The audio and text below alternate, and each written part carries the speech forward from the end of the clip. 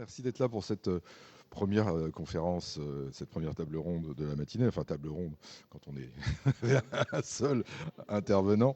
On va parler de l'IA, c'est toujours un sujet intéressant et c'est toujours un sujet qui pose plein de questions avec Eric Pradier, qui est directeur général de Digispin, c'est ça? Ça se prononce comme ça?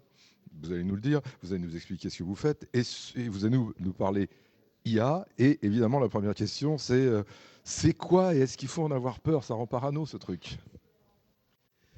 Bonjour à tous. Alors, il ne faut pas que je parle trop fort, c'est ça? Vous m'entendez tous? Il n'y a pas de problème?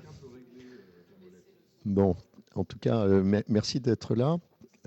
Juste pour répondre un tout petit peu à Rémi avant de répondre sur l'intelligence artificielle, pour vous dire, donc, actuellement, depuis quelques années, je suis à la retraite. Vous pouvez constater qu'on est un petit peu on n'est pas des Gen Z, tous les deux. Et depuis quelques années, en fait, j'ai créé une société de conseil auprès des petites et moyennes entreprises pour les aider dans leur transformation digitale, et tout ça avec l'aide d'un certain nombre de consultants indépendants spécialisés dans la transformation digitale.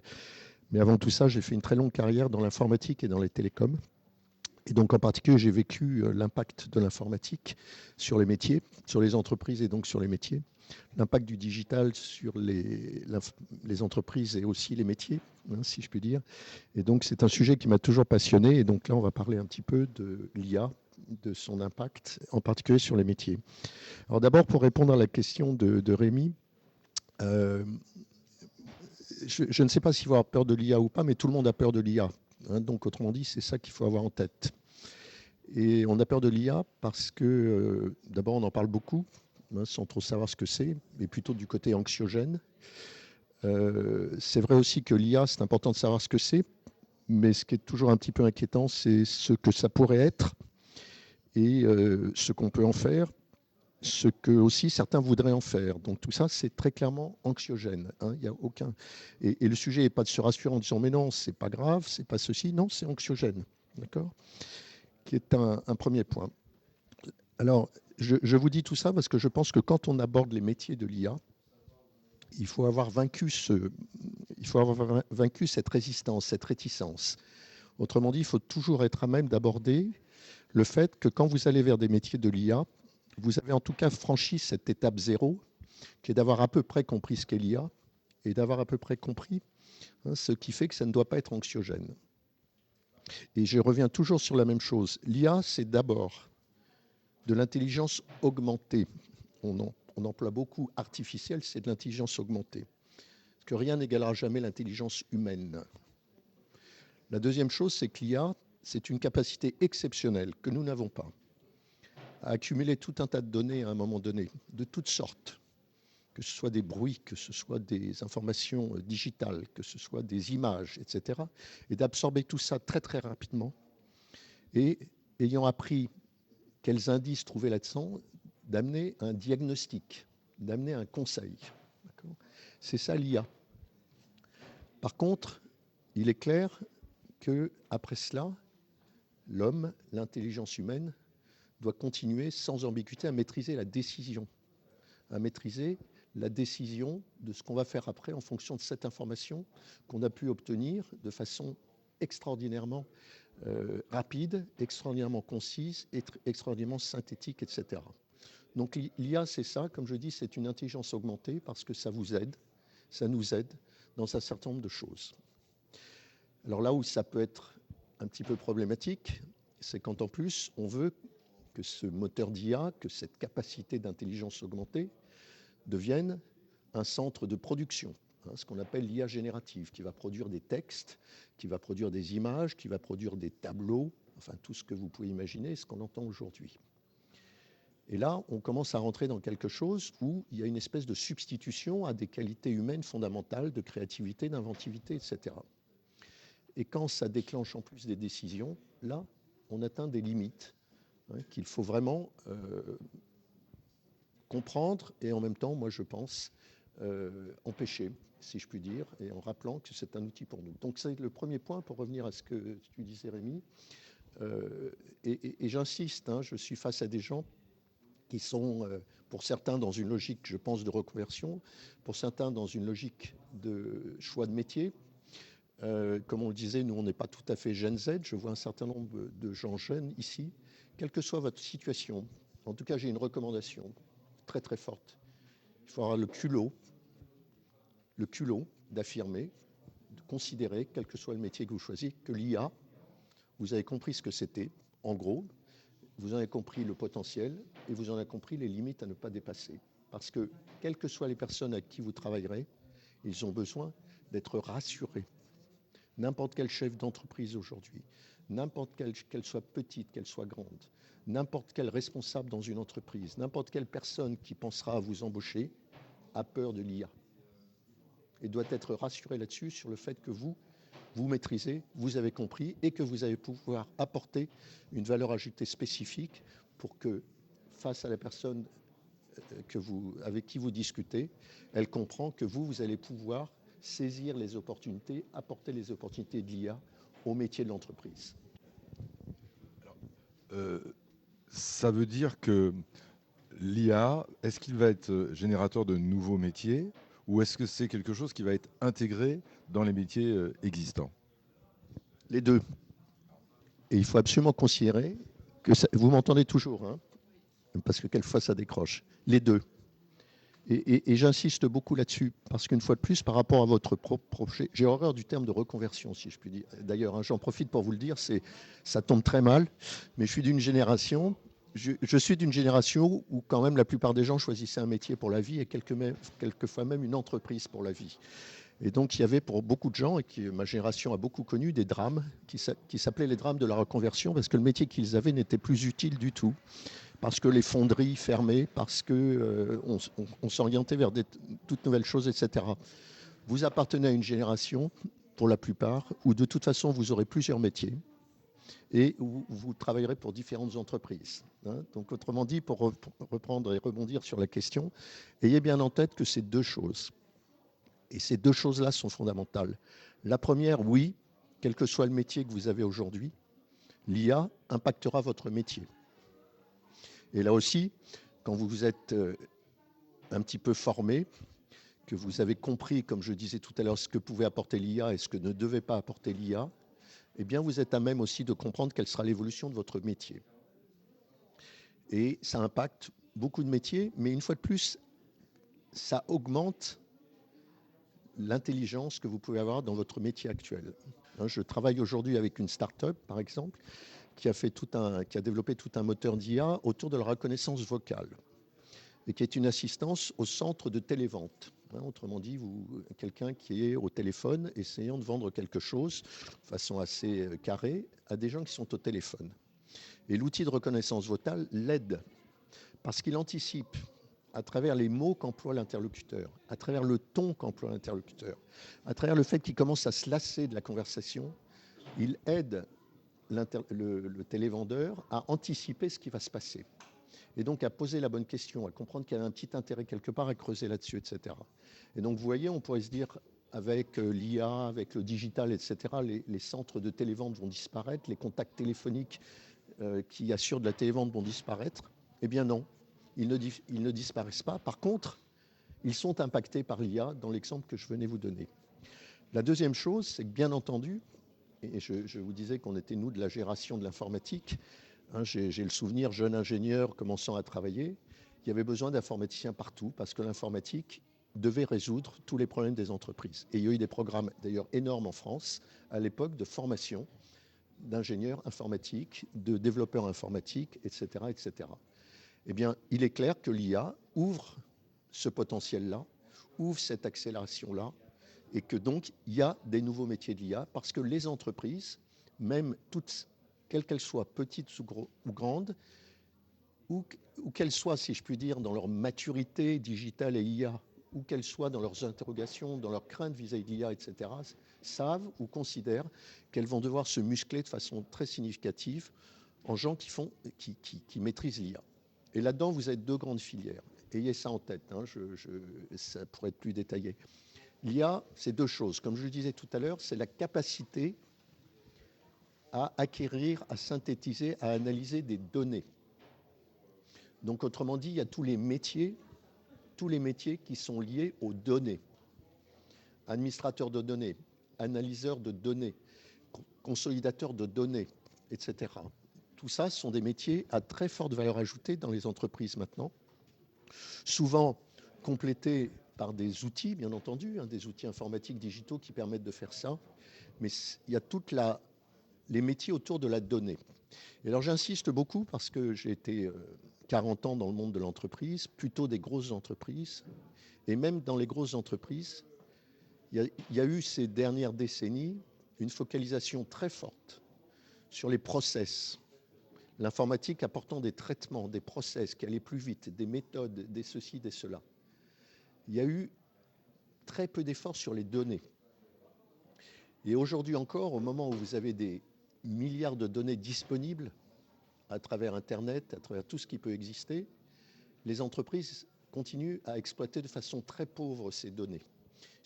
Ils se polarisent sur ce qu'ils savent, sur ce que leur système informatique génère, et des études dans le cadre justement de nos activités DigiSpin, on avait toute une réflexion sur les données, un conseil sur les données, etc., et qui montre que c'est absolument saisissant, aussi bien dans les petites que dans les grosses entreprises, le peu d'exploitation de données qui existent, au-delà des indicateurs financiers qui sont obligatoires pour des raisons de légalité, de comptabilité, etc. Donc tous les métiers des données.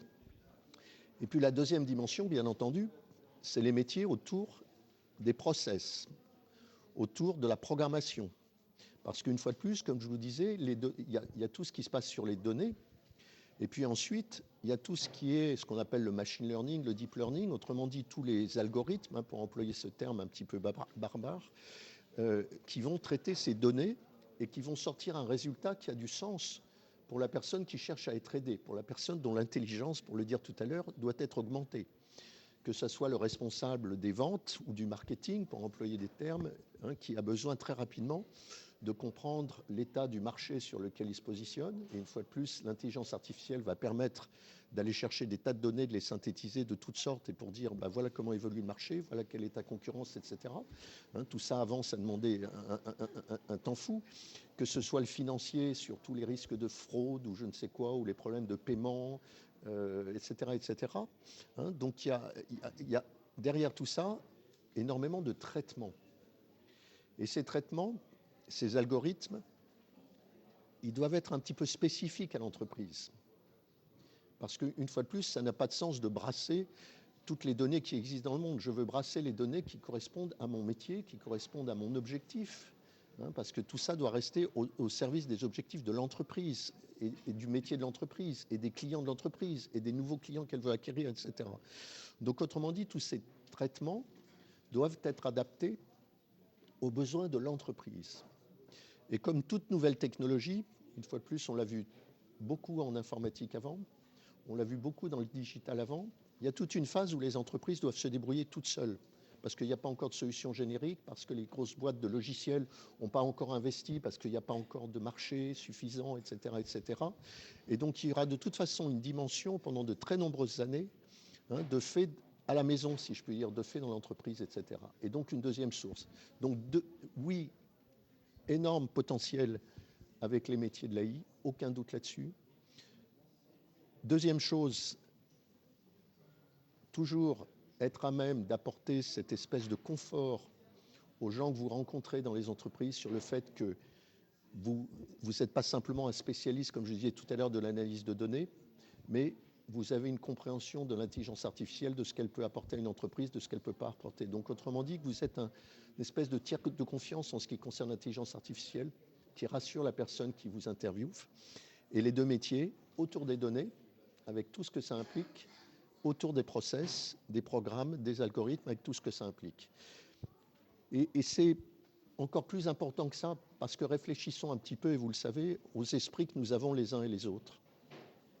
Mais il y a des gens qui sont beaucoup plus dans la donnée, si je puis dire, et puis il y a des gens qui sont beaucoup plus dans le raisonnement. Il y a des ingénieurs, il y a des médecins. Les ingénieurs, ils sont dans le déroulé. Le médecin, il est dans l'observation, dans la consolidation des données, dans le diagnostic. Alors, on n'est pas tous des ingénieurs ou des médecins, c'est pas ce que je suis en train de vous dire, mais en tout cas, ça correspond souvent quand même à des types d'esprit. Et je pense que chacun d'entre vous sait s'il est plutôt intéressé par les process, les raisonnements, les choses comme ça, ou s'il est plutôt intéressé par les données. En tout cas, un potentiel colossal. Mais n'oubliez pas que si le sujet, c'est que vous ne vous sentez pas d'aller vers des nouveaux métiers ou de prendre un nouveau métier et que c'est plutôt de comprendre parce que vous avez un métier qui vous plaît, parce que vous êtes dans un environnement qui vous plaît en termes de marché, en termes d'entreprise, etc.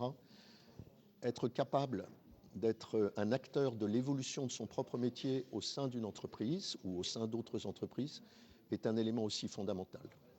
Et donc soit vous voulez prendre un nouveau métier, soit vous voulez vous mettre un petit peu en pointe sur l'évolution de votre métier, mais les opportunités sont colossales dans les deux cas. Et tout ça avec le culot, moi l'AI, je sais ce que je sais ce que ce n'est pas, donc vous pouvez me faire confiance, je ne suis pas un dingue qui va, comme on dit, un geek de l'AI. Non, je suis quelqu'un qui a une réflexion assez solide sur le sujet. Je suis très long, hein, donc il faut pas hésiter à m'arrêter. Non, mais vous êtes là pour ça et c'est passionnant. Et alors, donc, comment est-ce qu'on va évoluer? Comment est-ce qu'on va avoir cette autorité naturelle?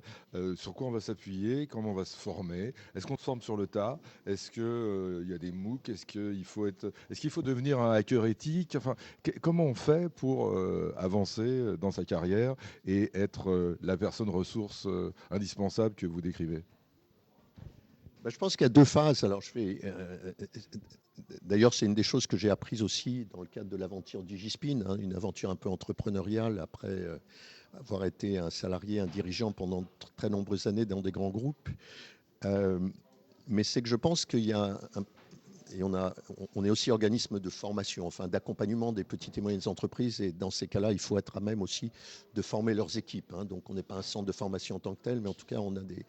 Et le premier point, je crois, c'est vraiment cette acculturation. Hein, ce vernis dont je parle qui permet d'avoir du culot. Hein, et on est quand même dans une époque de culot, hein, donc c'est pas péjoratif ce que je dis, hein, mais il faut pas hésiter. Hein. Euh, cette acculturation que j'appelle comprendre ce qu'est l'IA, ce que n'est pas l'IA, hein, un peu les points que j'indiquais tout à l'heure, etc. Ça, je pense que c'est fondamental. Et ça se fait auprès de gens, justement, qui ne sont pas des geeks de l'IA, parce qu'eux, ils vont vous expliquer, ils vont vous embarquer tout de suite sur la comparaison entre ChatGPT et je ne sais plus quoi, enfin vous voyez, moi je ne les connais pas, mais enfin je les utilise un petit peu, mais enfin entre tous les outils qui peuvent exister, hein, il y a un petit peu comme une agence marketing vous embarquera en disant si tu fais ça, tu vas doubler le nombre de leads chaque semaine grâce à l'outil machin truc.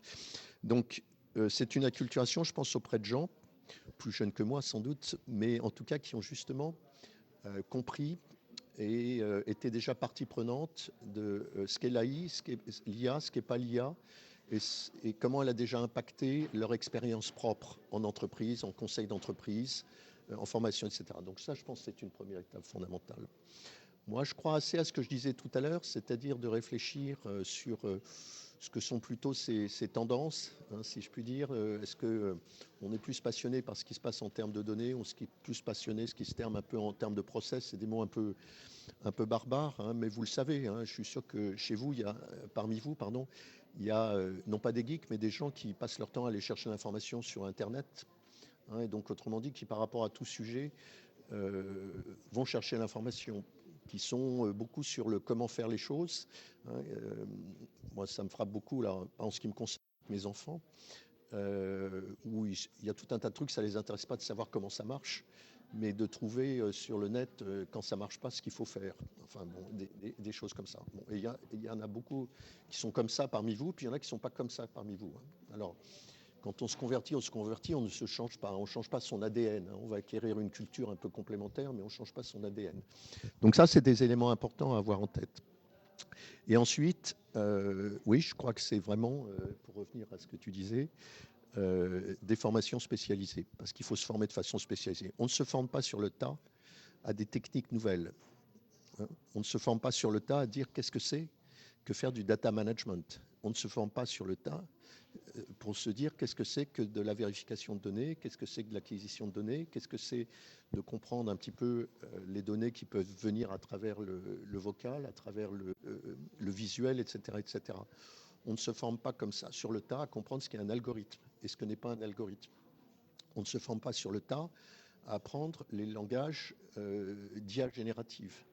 Par contre, ils ne sont pas compliqués, mais on se forme de façon très professionnelle. Et ça, il ne faut pas hésiter là-dessus, je pense. Il faut faire cet investissement-là. Ce sont des métiers. Et n'oublions pas ce qu'est un métier. On est un peu perdu en ce moment parce qu'on considère que tout le monde peut faire n'importe quoi. Il suffit de demander pour être Premier ministre, par exemple, pour prendre un exemple. Alors, je ne sais pas si c'est un métier d'être Premier ministre, mais tout ce dont je parlais, ce sont des métiers. Et un métier, ça s'apprend. Et puis après, ça s'enrichit par l'expérience, etc. Donc voilà.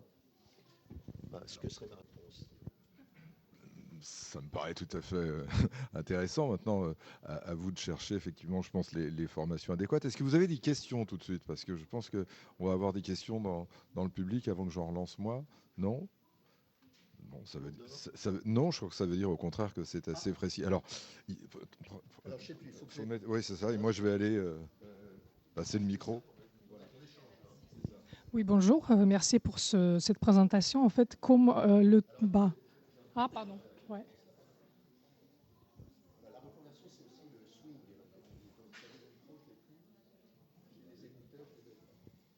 Bonjour, merci beaucoup pour cette présentation. C'est bon? Vous m'entendez? Non? C'est trop fort. C'est bon? En fait, comme le sujet de la conférence était les IA des métiers pour demain, est-ce que vous pouvez citer quelques exemples des métiers concrets de demain pour lesquels il faut réfléchir, s'orienter, voilà, ce qui nous ouvre en fait cette technologie. Je reviens. Pardon? Oui, non, mais donc c'est le point fondamental. Et je reviens vraiment sur ce que je disais tout à l'heure. Les grands métiers, c'est deux filières. C'est tout ce qui est autour de la gestion des données, d'une part, et d'autre part, tout ce qui est autour de la programmation. C'est des termes beaucoup plus compliqués. Il y a des termes plus, mais au bout du compte, c'est quand même ça, qui vont vous permettre, par exemple, au sein d'une entreprise, de développer les algorithmes qui sont utiles pour sa propre activité. Alors j'insiste, comme on parle reconversion, comme on parle etc., je ne parle pas des métiers où quand je sors de Polytechnique, je peux faire telle ou telle chose, ils le savent, ils n'ont pas besoin de moi. Je ne parle pas des métiers d'ingénieurs très pointus pour développer les moteurs d'IA générative, etc., mais qui sont finalement toujours la même chose, c'est-à-dire qu'à un moment donné, il faut développer des moteurs, des algorithmes, etc., et puis peuvent être au niveau d'une entreprise par rapport à la problématique qu'elle a, et puis peuvent être à des niveaux beaucoup plus généraux pour développer des moteurs très, très puissants d'IA générative. D'accord ? Donc, ce sont les deux filières. Quand vous prenez la filière données, eh bien, et je disais tout à l'heure que c'est quelque chose qui est encore peu développé dans les entreprises, parce que depuis des années et des années, c'est la clé du digital, qu'a apporté le digital, la possibilité d'acquérir des tas de données et de les traiter très rapidement. Je prends un exemple idiot. Uber, c'est quoi? C'est la capacité de savoir où vous êtes, et la capacité pour le taxi de savoir où allez vous prendre et de vous proposer, comme il sait où vous voulez aller, de vous proposer combien ça va vous coûter. Donc autrement dit, ça n'est que des données. Il n'y a rien de plus. Et tout ça a été, j'en profite pour vous le dire, assez peu exploité. Et si bien qu'une première demande très forte, c'est que les entreprises ont besoin de gens pour réfléchir et pour traiter les données qui pourraient leur apporter beaucoup plus dans leur fonctionnement quotidien. D'accord ? Alors tout ça, ça se décline. Il y a tout ce qu'on appelle, alors ce sont les métiers de chargé des données, d'analyste de données, de chercheur de données, enfin toutes ces choses-là. Il y a différents métiers. Je ne vais pas rentrer dans toutes les caractéristiques qui existent, mais tout ceci, c'est fondamental. Et avec d'une part, le métier nécessaire, parce que ce sont des métiers pour aller chercher des données, il faut avoir appris à le faire, il faut avoir appris à traiter des données, il faut avoir appris à séparer les données entre des données qui sont conjoncturelles, des données qui sont structurelles, des données qui sont concurrentielles, parce qu'elles sont externes. Qu'est-ce qu'on fait des données qu'on génère en interne? C'est quelque chose de très, très compliqué. Donc, il faut avoir appris aussi les outils qui permettent de faire tout ça. Donc ça, c'est les métiers autour des données qui fait qu'une très grosse entreprise va avoir un directeur chargé des données, un chief data officer, on dit pour toutes les... vous savez, il y a toujours le chief exécutif, le chief financial, enfin le CFO, le CEO, puisque en particulier les startups reprennent les termes américains, et il y a le chef des data, et puis après ça se décline parce qu'il a besoin de beaucoup de gens pour travailler avec lui. Et puis, le deuxième aspect, qui est plus, pour simplifier ce qu'on a fait dans l'informatique, c'est-à-dire qu'il faut qu'il y ait des gens pour développer. Et quand je dis développer, c'est-à-dire que de toute façon, au sein d'une entreprise, à partir du moment où elle a décidé de l'IA pour telle ou telle chose, et pour essayer de développer une nouvelle part de marché, par exemple, et donc d'acquérir tout un tas de données, ça c'est le data qui va chercher, il va falloir développer un moteur, un programme, un algorithme, un ensemble de choses qui va faire que ces données-là vont être traitées, mais dans le cadre précis de l'entreprise, de ce qu'elle cherche. Parce que le contrôle, la maîtrise de l'IA, c'est ça, c'est de dire, moi ce qui m'intéresse, c'est ce qui va répondre à l'objectif que je me suis fixé, quel qu'elle soit. Et donc là, vous retrouvez tous les métiers, en gros, de l'informatique. Parce qu'il faut des programmeurs, il faut des analystes, il faut des chefs de projet, il faut tous les métiers. Alors, en langage moderne, vous êtes plutôt habitué à ça, non, les product owners, vous connaissez tout ça. Mais là, avec un point commun à tout ça, c'est l'acculturation. C'est plus qu'un vernis. C'est le fait qu'on a compris l'intelligence artificielle. Je reviens, vous étiez peut-être pas là au début, que ce n'est que de l'intelligence augmentée, pas plus que ça. Et donc, on a un petit peu démystifié ça, compris ce que ça peut apporter. Et donc, en plus de ces techniques qu'on a apprises parce qu'on s'est formé à l'analyse programmation qui permet de générer les bons algorithmes, qu'on a compris aussi ce qu'était l'informatique, ce qu'était l'IA et ce que n'était pas l'IA.